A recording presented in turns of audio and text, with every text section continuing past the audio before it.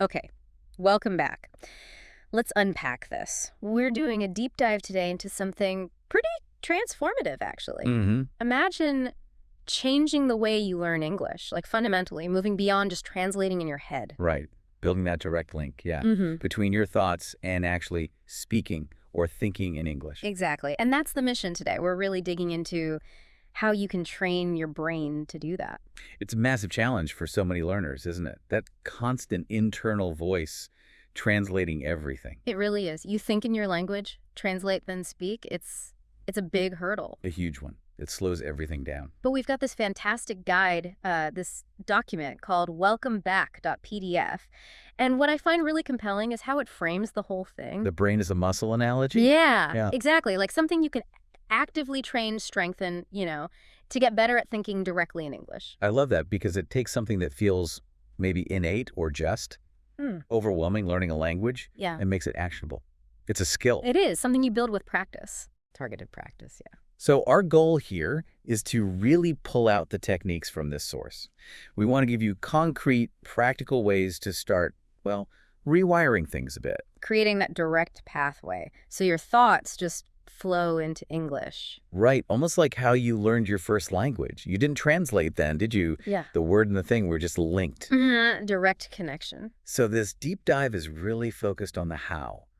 Less theory, more practical steps you can take. And it's good to acknowledge upfront it sounds hard. I mean, changing how you think. Totally. It feels unnatural at first because, well, you've always thought in your native language that's normal. Completely normal.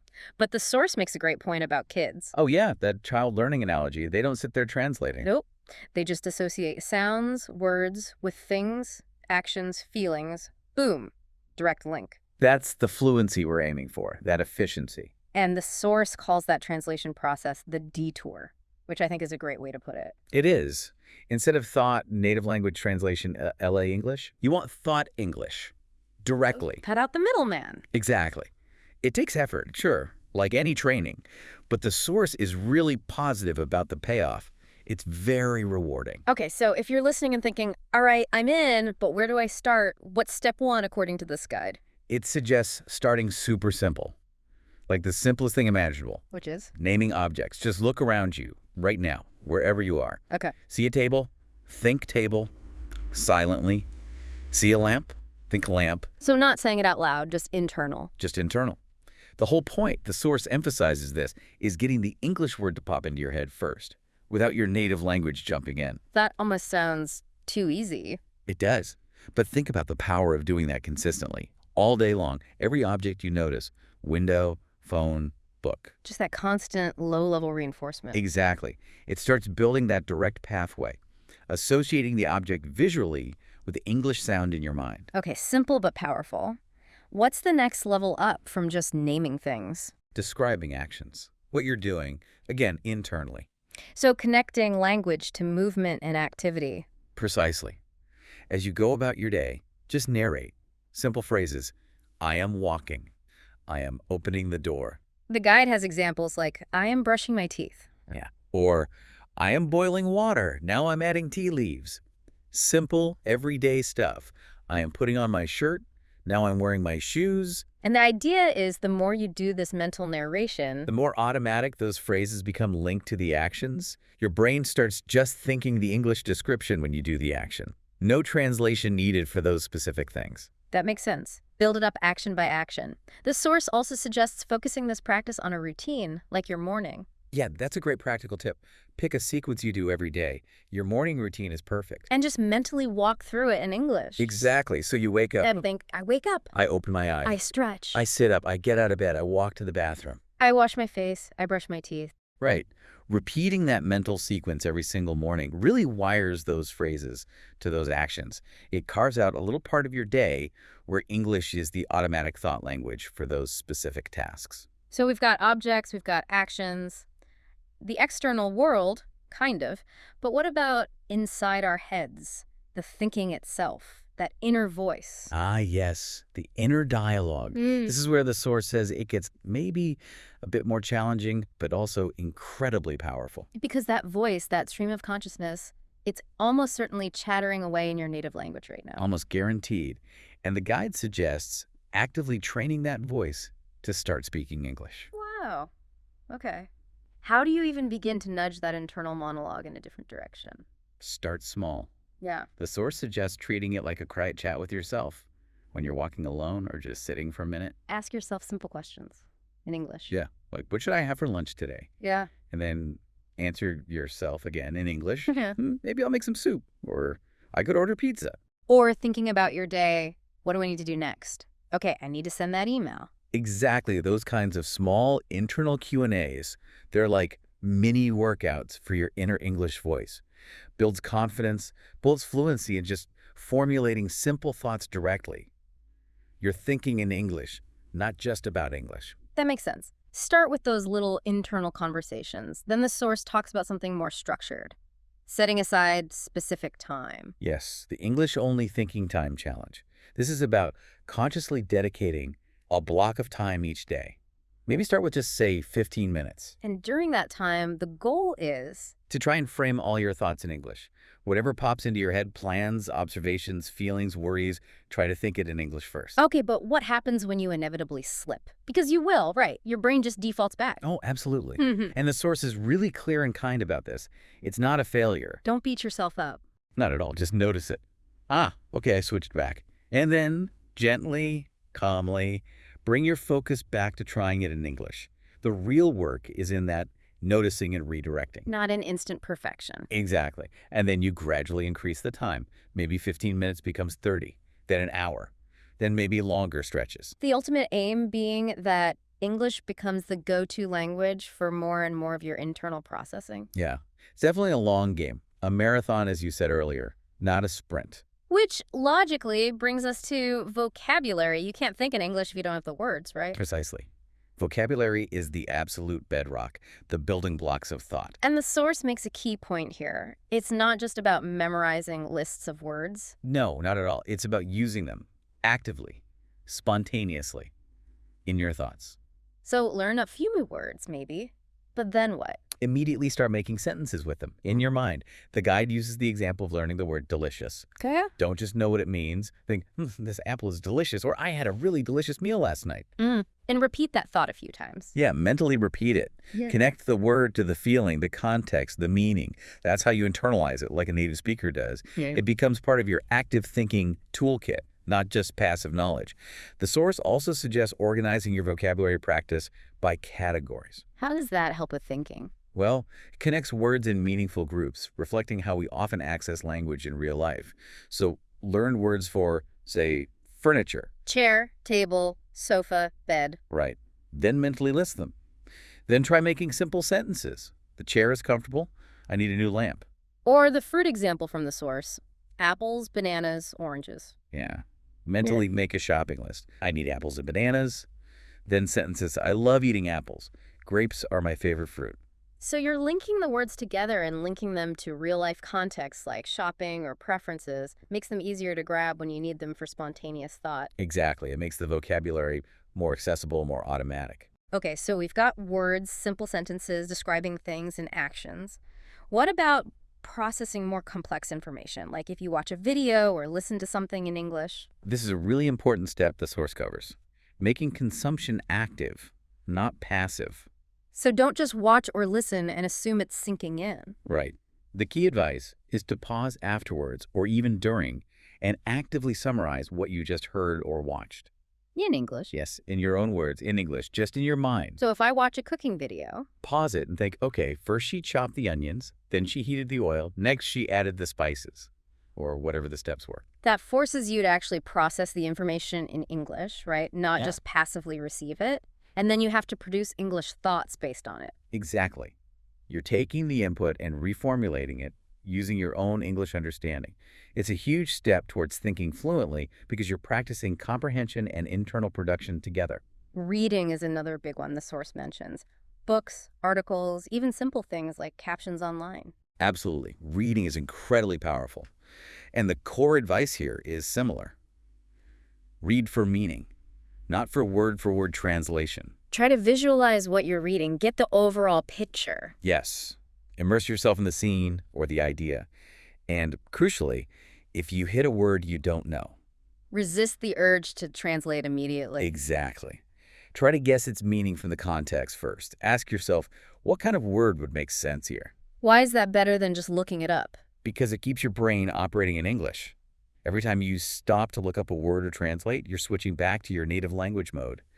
Guessing from context keeps you immersed, keeps the English thinking flowing. That makes a lot of sense. Keep the momentum going in English. The source actually includes a nice little guided practice Mm. for this kind of mental connection, of visual thinking exercise. Oh, cool. Like the kitchen example? Yeah. So if you're listening, maybe try this for a second. Close your eyes. Imagine you're walking into your own kitchen. Okay, I'm there. Now, mentally, using English, just start naming things you see. Fridge, sink, Good. What else? Microwave, countertop. plates on the table. Now, maybe describe a simple action. I open the fridge. I take out some milk. Perfect. This kind of visualization, seeing it in your mind's eye and immediately labeling or describing it in English, builds really strong, direct mental links. You're not just memorizing abstract words, you're mentally living in English in that space. That feels really concrete. And it's not just about the physical world, is it? The source mentions extending this to our internal world, too, like emotions. Absolutely vital. Thinking fluently isn't just about objects and actions, it's about expressing your inner state. So practice putting feelings into simple English words. I feel happy. I'm feeling a bit stressed. I'm angry about that. I'm sad today. Learning to articulate your emotions, even just basic ones, internally in English is a core part of making the language feel like your own. It's about expressing the whole you. Okay, so we're building this internal English world. How do we then bridge that to interacting with others? The source talks about simulating real life, right? Yes, preparing your mind for actual conversations. Mental scenarios are great for this. Like the cafe example. Exactly. Put yourself mentally in that situation. You walk in. What do you do first? Look at the menu. Decide what I want. Okay, do that mentally in English. The cappuccino looks good. And maybe a croissant. Then practice the interaction. Yeah, mentally rehearse ordering. Excuse me, can I please have one cappuccino and one croissant? You could do this anywhere, couldn't you? Waiting for the bus, walking down the street. Totally. Any downtime. The more detail you put into the mental simulation, the sights, the sounds, the potential responses, the better your brain gets at activating the right English for that situation when it actually happens. It's like pre-paving the neural pathways. Building conversational muscle memory. That's a great way to put it. Mm. And it works for all sorts of common situations. The source uses the supermarket as another example. Right. Walking down the aisles, thinking in English. Narrate your shopping trip internally. Okay, first I need rice. Where's the rice aisle? Uh-huh. Over there. Let's see. This brand looks okay. I'll take this one. Now vegetables. Tomatoes, onions, carrots. This constant self-talk keeps your mind actively engaged in English during routine activities. Over time, English starts to feel like the natural language for that specific task. And the idea is to carry this over into actual interactions with people. Definitely. The source suggests using this internal English thinking before, during, and after conversations. Okay, so before a conversation. Think about what you might want to say, how you could start. Maybe anticipate some questions. Just get your mind into English mode regarding the topic. And during the conversation. Try your best to stay in English mode. Think in English as you listen and formulate your responses. Don't mentally translate everything back and forth if you can help it. And then afterwards, this is interesting. Reflect on it in English. Yeah. Think, how did that go? Did I express myself clearly? Was there anything I didn't understand? What could I have said differently? So you're using the real conversation as learning material for your internal English practice. Exactly. Your brain learns directly from the experience, reinforcing what worked and identifying areas to improve next time. Every conversation becomes a practice session. The guide gives another specific scenario to practice mentally. Shopping for a gift. Yeah, walk through the whole thought process. Okay, need a present. Friend's birthday tomorrow. What should I get him? He likes reading. Maybe a book? Hmm? Or you mentioned needing a new shirt. He likes blue. Yeah, maybe a blue shirt. Okay, where can I find a nice one? I could try them all. I'll check out those 3 stores. If I don't find anything good, I'll just get a gift card. So you're practicing decision-making, planning, problem-solving, all using English in your head. It's a fantastic mental workout. The more you practice these kinds of internal planning scenarios, the more automatic it becomes to use English for those higher-level thinking tasks. What about actual speaking practice? The source mentions mirror talk. Yes, talking to yourself in the mirror. It sounds a bit weird, maybe. A little. But it's surprisingly effective. The guide says start simple. Like just saying hello. Yeah. Hi. how's it going? And then answer yourself. Pretty good. Busy day today. Talk about what you did. I went to work, had a meeting, cooked dinner. Exactly. Start with simple recounts. Then, as you get more comfortable, you can talk about opinions, feelings, plans in more detail. And the benefit is? It builds confidence.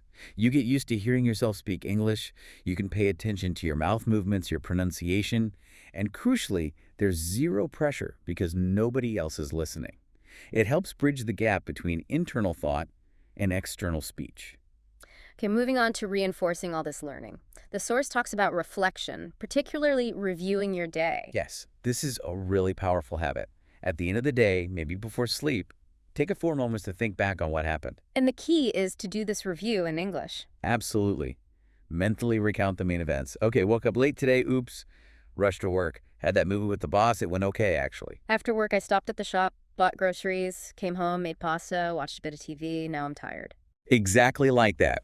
You're connecting your real-life experiences directly to English descriptions, which is a very strong way to reinforce the language and practice recall. The guide provides a slightly more detailed example of this daily review too, doesn't it? It does, sort of painting a picture of a hypothetical day. Let's try that. Okay, so today, I woke up at 7, felt pretty good, brushed my teeth, took a shower. I wore my favorite blue shirt and jeans, had eggs and toast for breakfast. Then I caught the bus to work, listened to that English podcast on the way. At work, I answered a bunch of emails, had lunch with Sarah from accounting.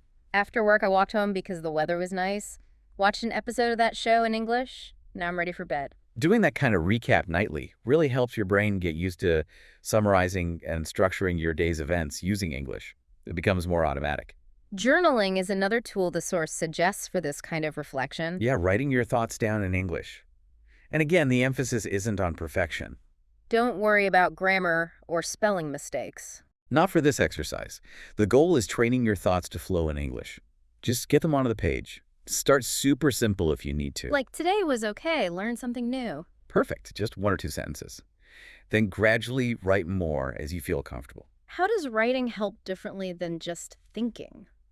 It slows down the thinking process, makes it more deliberate. You can see the English words, which reinforces them visually.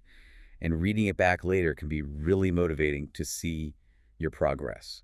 What about recalling past events, like telling stories to yourself? Another great technique mentioned, pick a happy memory, maybe a trip or a fun event, and try to recount it internally in English. The source had an example about a trip, right? Yeah, something like, last year I went to the mountains with my family. The weather was cold but sunny.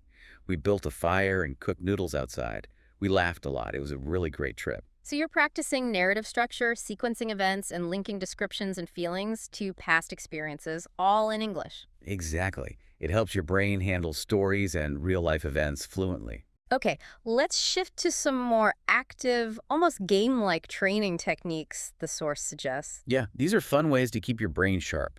The category game is a good one. How does that work again? Pick a category, say, clothes, then as quickly as you can, mentally list items in that category in English. Shirt, pants, socks, jacket, hat, shoes. Right. And then maybe push it a bit further. Make a quick sentence for a few of them. I need new socks. This jacket is warm. Or another category like kitchen items. Spoon, fork, knife, plate, bowl, cup. I eat soup with a spoon. Be careful, the knife is sharp. So it's rapid recall plus immediate application in a simple context. Exactly. Connects the word, the meaning, and the usage all at once. Great little mental drill. Music is another area the source touches on, if you enjoy English music. Don't just listen or sing along passively. Pay attention to the lyrics. And the key step is? Try to explain the meaning of a line or the whole song in your own words internally in English. So if a song says, I miss you every day, you might think, okay, this song is about someone feeling lonely. They're thinking about a person they love who isn't there. They feel sad because they're separated. So you're processing the emotional content, the deeper meaning, not just the surface words. Yes. It helps you connect with English on an emotional level, not just a logical one, which is a big part of natural, fluent thinking. Then there's shadowing. The source calls this a powerful technique. It really is, especially for pronunciation and fluency. Explain shadowing again. What exactly do you do? You listen to a short phrase or sentence of spoken English from a video, podcast, anything, and you immediately repeat it aloud, trying to copy the speaker's exact pronunciation, rhythm, and intonation. Almost talking right on top of them. Or immediately after. Yeah, or pause and repeat immediately. The source example. Here, I'm going to the store. Then say aloud, I'm going to the store, mimicking the sound. Then try saying it again without listening from memory. What's the main benefit of doing that? It trains your brain and your mouth to work together in real time, producing English sounds naturally and quickly. It gets you used to the flow of spoken English in a very direct way. Great for bridging thought and speech. Okay, practical question. What happens when you're trying to think in English, maybe describing something or having an internal conversation, and you just blank on a word? You know the concept, but the English word won't come. That happens all the time, even to native speakers. The crucial advice from the source is, don't immediately give up and switch to your native language to find the word. So what should you do? Try to explain or describe the word using other English words that you do know. Circumlocution, My basically. source used broom as an example. Right, if you forget broom. And you think, that's that thing. You use it to clean the floor. It's long, has a handle, Yeah. and stiff hairs at the bottom. Ah, so you talk around the word. Exactly. It keeps your thought process flowing entirely in English. You don't break the immersion. And honestly, being able to describe a concept when you don't know the exact word is a really valuable communication skill in itself. It shows higher level thinking. That's a great tip. Keep the English engine running. Another real-time practice mention is describing scenes around you. Yeah, like the park example. You're just sitting there observing. Start simple again. There's a dog. The dog is brown. It's quite big. It's running. Looks happy. Then add more detail as you can. It's chasing a red ball. Some children are laughing nearby. The dog looks very friendly. The sun is shining. It's a nice afternoon. This constant observation and immediate description in English really sharpens your brain's ability to process the world around you directly into the target language. Makes you quicker on your feet, mentally. To keep things fresh, the source suggests daily thinking challenges. Yeah, just give yourself a small, specific task each day. Keeps it interesting, stops it feeling monotonous. Like today's challenge, describe my bedroom in detail in English. Or imagine ordering food at a specific restaurant you know. Yeah. Or mentally summarize the plot of the movie I watched last night. So variety is key. It keeps different mental muscles working, builds comfort across more topics, and just prevents boredom, which is important for sticking with it long term. The guide also talks about weaving English thinking into the fabric of your day, like using free time. Yes, those moments when you're not actively focused on something else, washing dishes, folding laundry, waiting in line, your brain is often more relaxed then.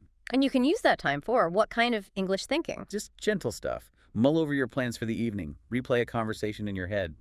Notice the weather. It looks like rain later. I should probably bring my umbrella. I wonder what time dinner will be ready. I'm getting hungry. Just letting your casual thoughts happen in English. It's low pressure, keeps the language active. There's also a really simple environmental tweak the source recommends. Changing your device language. Phone, computer. Set it to English. Yep. It's a small change, but it means you're constantly encountering English words. Menus, notifications, buttons. You just get used to seeing and understanding them without thinking about it. Exactly. It makes English part of your everyday environment, which subtly reinforces it as part of your thinking environment too. Every little bit helps integrate it. Now let's be real. This isn't always going to be easy. There will be days when your brain feels resistant or you just feel stuck. Oh, for sure. The source acknowledges that completely. Progress isn't linear. So what's the advice for those tough moments? Don't give up. Don't get frustrated with yourself. Just gently acknowledge it. Okay, this feels hard right now, or my brain really wants to use my native language. And then Gently try again. Remind yourself, okay, let's try thinking that thought in English one more time. Or maybe switch to an easier practice, like naming objects, just to get back in the flow. it's okay to slip back sometimes. Absolutely. The key is just returning your focus when you notice it.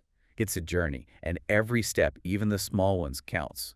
Persistence over perfection. Okay, here's a big one that stops a lot of people. Worrying about grammar when thinking internally. Huge barrier. And the source has really important advice here. Which is? When you are thinking to yourself, practicing this internal English monologue, do not worry about perfect grammar. Really? Let it go. Let it go, especially initially. The main goal is fluency of thought.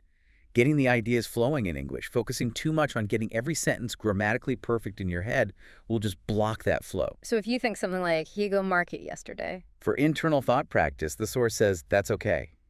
Don't stop and mentally correct yourself constantly. Just let the thought happen in English. Won't that reinforce bad habits? The idea is that your brain will naturally absorb correct patterns over time from all the input you get reading, listening. The internal practice is more about building the habit of thinking directly in English. Keep the channel open.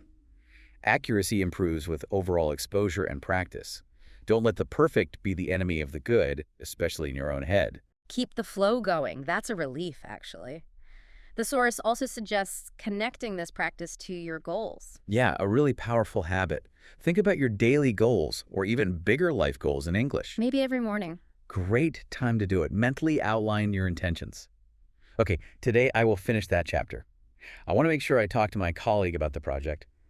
I will practice English thinking for 20 minutes. How does thinking about goals in English help? It connects the language directly to your motivations, your aspirations. It makes English feel relevant to your future, not just an academic subject. Builds a deeper, more personal connection. Another specific mental exercise mentioned is describing objects in more detail. Right. Pick something nearby, say your cup. Okay, got a mug here. Now, describe it mentally in English, adding details. This is my favorite mug. It's blue. It has a picture of a cat on it. It's ceramic. It feels warm because my tea is hot. I like drinking tea from this mug. Perfect. Now pick something else. Your shoes. These are my running shoes. They're mostly gray with some orange bits. They're comfortable. A bit dirty, actually. I wear them when I go for a run. See, this trains your brain to move beyond simple labels and access descriptive words quickly, painting a fuller picture in English. It's like upgrading your internal descriptive abilities. The guide talks about narrating your actions, almost like having an inner coach. Yes, turning that inner voice into a running commentary of what you're doing. So as I'm making lunch, You think, okay, now I'm washing the lettuce. I'm slicing the tomatoes. I'm putting them in the bowl. Now I'm adding some dressing. just quietly narrating the steps to yourself. Exactly. It constantly associates English with your physical actions throughout the day. It helps make English feel like the default setting for experiencing your own life. But what if you're just feeling tired or bored with all this mental effort? It can feel like work. It can. And the source has advice for that too. Don't force it when you're really not feeling it. Instead, go back to something light and fun. Use English to think about things you enjoy. Exactly. Think about your favorite food. Imagine eating it. Describe it in English. Pizza. I love pizza. The cheese is melted and gooey. The crust is perfectly crispy. Pepperoni is the best topping. Makes me hungry just thinking about it. Or imagine that dream vacation again. Paris. Ah, I really want to go to Paris. I imagine walking by the Seine, seeing the Eiffel Tower lit up at night, eating croissants every morning, taking so many photos. connecting English to joy, pleasure, excitement. It refuels your motivation and reminds your brain that this language is about enjoyment too, not just effort. Here's an interesting one. Teaching yourself something in English. Yeah, explaining a simple process, even if no one is listening but you. Like how to make tea, the source example. Right. Mentally explain it. Okay, first, you need to boil some water. Yeah. While it's boiling, get a cup and a tea bag. Once the water boils, pour it into the cup over the tea bag. Let it steep for, say, 3 minutes, then take the bag out. Add milk or sugar if you like. Enjoy. What's the benefit of doing that? It forces your brain to organize information logically and explain it clearly in sequence, using English. It's a really good workout for structuring thoughts for communication. And finally, the source wraps up with a really nice visualization exercise, imagining your perfect day. Yes, a way to end on a positive, relaxed note. Close your eyes, take a breath, and just mentally walk through your ideal day, narrating it all in English. So maybe I wake up feeling really rested, the sun is shining. I have a relaxed breakfast, maybe read a little, then I do some work I feel passionate about. Later, I meet up with friends for lunch. We laugh and talk. The food is delicious. In the afternoon, maybe I go for a walk somewhere beautiful, feel calm and happy. In the evening, I relax, watch a great movie, maybe in English, feel totally content, a perfect day. Using English to imagine positivity and fulfillment. It just helps your brain associate the language with good feelings, making it more receptive and open to thinking in English naturally. So as we kind of pull all these threads together from this deep dive, what's the overarching message, especially around encouragement? Celebrate the small wins. Seriously. The source emphasizes this. Don't be your own worst critic.